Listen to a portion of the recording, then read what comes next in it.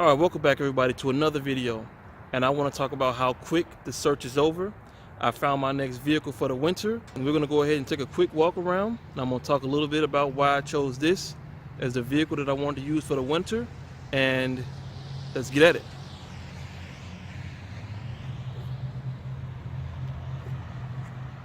Alright, so here it is, a 2003 Monte Carlo. And I'm going to go ahead and get into all the reasons why I chose this as my next car. And if you've been following me for a little bit, I recently made a video debating whether or not I should go ahead and get my Durango fixed so I can use it for the winter or find something else. And just to kind of run through it real quick, it might have cost me about, $2,200 to $3,000 to really get the Durango running, but there was a major issue that made me uncomfortable. And I'll leave that video link in the description just in case you want to know what that was. As you can see, I did go ahead and choose something else. And this search was about no more than a week to 10 days, somewhere in that time frame, where I just kind of started to scout it out. And I came across another vehicle. But when I went to that dealership, I found this instead. And this, in my opinion, is definitely a beauty. Even though it's a base model, it still looks really good on the exterior. And, as a 2003, you'll see soon that the interior is nothing special, but at least it's definitely clean. And before we go ahead and get in the interior, I'm going to go ahead and take a quick moment to talk about why this channel is New Classic Car Reviews, why I chose that title, or that name for my channel. What I'm looking to do with the channel, just as much as I like, any new vehicle that has some technology or some speed behind it, I'm a big fan of some of the classic cars, as well as some cars that I feel like are just making their way into classic status. And one of those cars, I believe, is my 2009 Dodge Challenger. And this one right here, I'm curious, would this be considered a classic in its SS form, when you have the 3.8 liter V6, I believe it's 200 horses. It was sporty for the time, fast for the time. Nothing special nowadays, but of course that's kind of how it goes. As time progresses, of course everything gets better. But my point is, I'm looking to find those cars that aren't quite classic yet, but they could make their way to classic status, and I want to get it right there in between where the price is going down and you can find it and hold on to it for a little bit, and maybe you're lucky. In this case, hopefully I'm lucky, and something like this, even though there's so many of them out there, something like this could be considered a classic at some point in time. So let me go ahead and get on to the inside. Let's talk about that real quick.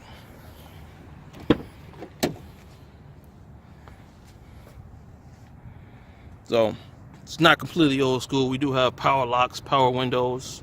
This particular one, you know, it does have the power seat to slide it up, forward, and up and down. For a coupe, I will say backseat space. As you can see with that right there, backseat space is pretty nice for this car. And I think it comes with the compromise to your front passengers, where it's definitely comfortable, but I think someone taller would probably have a little bit more trouble in this car because the seat doesn't slide back as far as, say, my Challenger, where it'll slide back to the point where there's no rear space for a rear passenger. But you know, for me, I definitely can find a way to get comfortable. But let's go ahead and take a look at this. A cassette player in a 2003 vehicle. So as ancient as cassettes are, back in 2003, I guess that was, if you didn't choose an upgraded option, that's what you got. But yeah, here's my interior. Nice and clean, no rips, scrapes, scratches, nothing like that. And I had to go ahead and upgrade that steering wheel cover on here, because without it, it felt horrible. And you know, I think that makes it look a little bit better, because you know, I'm all for cheap customization that'll make your vehicle look a little bit better, or a lot better in some cases. So that's that.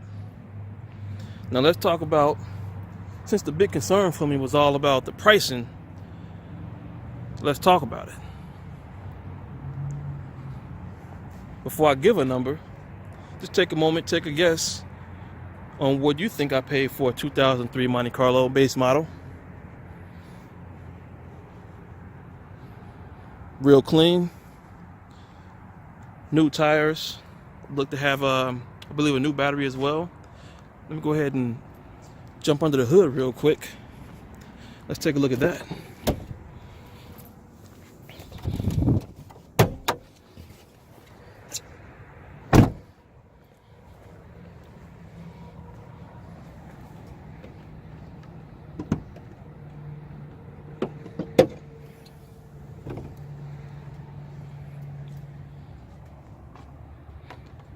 I definitely took my time to check for leaks, anything that would show signs of significant damage or, you know, not being taken care of.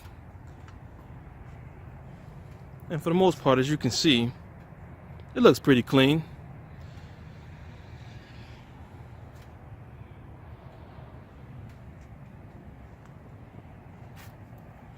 So there's that.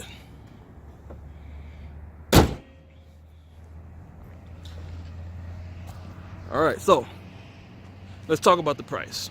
Since the big thing for me was I didn't want to go crazy with spending, and I didn't want to kind of put myself into a position where I spent on a Durango and then I still had to turn around and fix the car, I went with the car. So how much is the car? I paid $4,500 for it. So was that a good deal? Was it a steal? Or did I screw myself over with overpaying? Now, I'm going to leave that to you, the viewers, to put your comments in there and tell me, would you have paid $4,500 for this?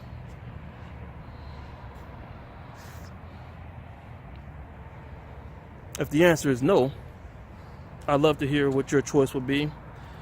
And keep in mind, I was looking for a winter vehicle, which means front wheel drive or all wheel drive was a must. So the budget I wanted to stick with was up to $6 grand, $1,500 under that budget with this car. So What do you say? Go ahead and leave your comments. If you like this video, give it a thumbs up.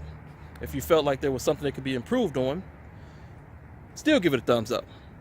Unless you're really in that mood, go ahead, thumbs it down. But either way, leave some feedback and let me know just what you thought about it and what I could do to make it better.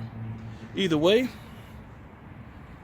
my 2003 Monte Carlo, which you'll definitely be seeing a lot more, because the first thing, and maybe one of the few things I'll do to it, is upgrade it to a more modern radio, something with some Android Auto, because I'm an Android guy.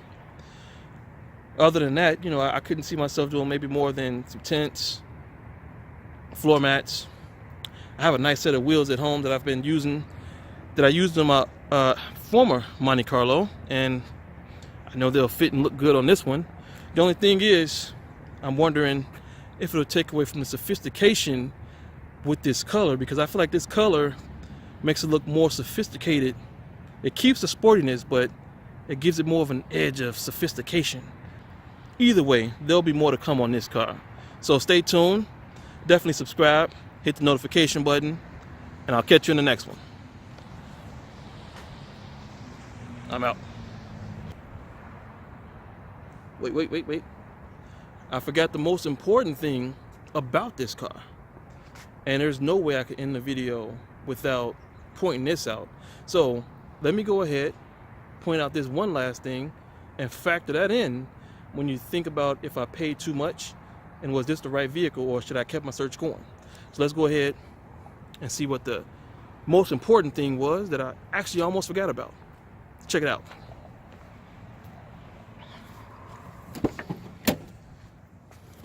And for that, I need to start it up.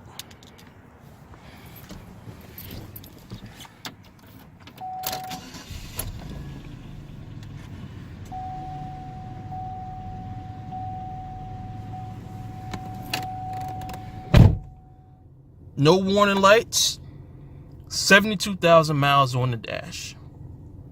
Now that's the final thing I want you to factor in and tell me, was this a good deal, great deal, or would you have kept looking?